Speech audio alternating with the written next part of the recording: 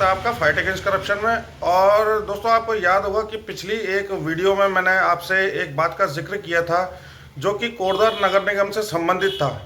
संबंधित इसलिए कि मैंने उसमें एक सवाल उजागर किया था। नगर निगम से एक सवाल पूछा था कि अगर कोटद्वार नगर निगम है कागजों में, तो फिर यहाँ नगर निगम क्षेत्र में 143 क्यों होती है, और 143 के एवज में जो 15 से 20 हज़ार रुपये वसूले जाते हैं वो कहाँ जाता है। तो इसी सवाल को लेकर हम नगर आयुक्त के पास गए और उनसे बातचीत हुई, उसके सवाल जो हमारे सवाल पे जो उन्होंने उत्तर दिए हैं वो हम आपसे साझा करना चाहते हैं। तो आप भी सुनिए कि क्या कुछ कहा नगर आयुक्त साहब ने। सर, लोगों के अंदर शंका है इस समय कि कोटद्वार नगर निगम को लेकर कि 143 अगर होती है नगर निगम क्षेत्र में, तो नगर निगम क्या वाकई में है धरातल पर या कागजों में? नहीं, क्योंकि ये नया नगर निगम बना है तो इसमें पुराने नगर पालिका क्षेत्रों में तो एज इट इज़ जो ट्रांसफ़र हो गया है नगर निगम के क्षेत्र, उसमें तो कोई 143 की प्रक्रिया नहीं है।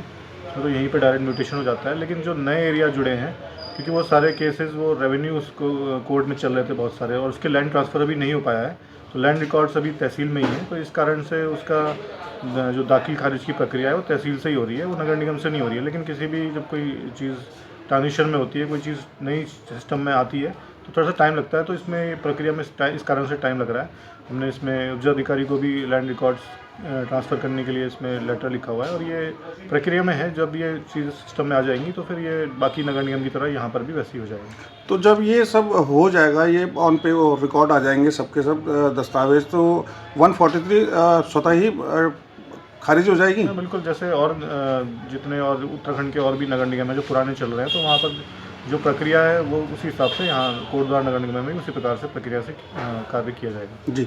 और सर, एक सवाल कि जिस समय नगर निगम ये घोषित हुआ था यहाँ पर, तो ये कहा गया था कि 10 साल के लिए जो टैक्स से मुक्ति मिलेगी लोगों को, जनता को।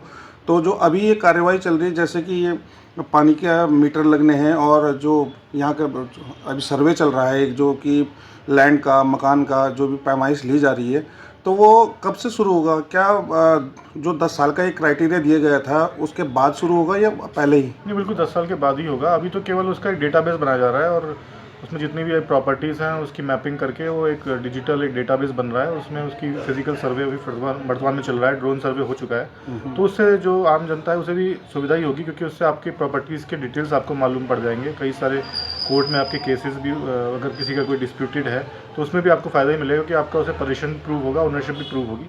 तो ये लॉन्ग रन में सभी के लिए फ़ायदेमंद ही है। और जो 10 साल का एग्जम्पशन था वो रेजिडेंशियल हाउस होल्ड्स पे था, तो जो रेजिडेंशियल प्रॉपर्टीज़ है उस पर कोई टैक्स नहीं लगेगा। अभी केवल डेटाबेस बनाया जा रहा है और इस पूरी प्रक्रिया में टाइम भी लगेगा, और 5 साल ऑलरेडी बीत चुके हैं। और इसके बाद जो भी जैसे भी शासनादेश हुआ था उस समय, उसी के हिसाब से ही प्रक्रिया चल रही है और कार्रवाई उसी हिसाब से की जाएगी। जी। नगर निगम के चुनाव से रिलेटेड एक छोटा सा सवाल कि नगर निगम के चुनाव कब होने हैं और इसकी अधिसूचना डीएम साहब से कब तक प्राप्त हो जाएगी? ये इसमें जैसा कि पूर्व में भी था कि इसमें कोर्ट में केस चल रहा है, और इसमें माननीय हाई कोर्ट में भी इसमें रिट दाखिल हुई थी। तो उसी हिसाब से 25 दिसंबर के आसपास तक पूरी प्रक्रिया करने के वहाँ पर काउंटर दिया गया है स्टेट की तरफ से।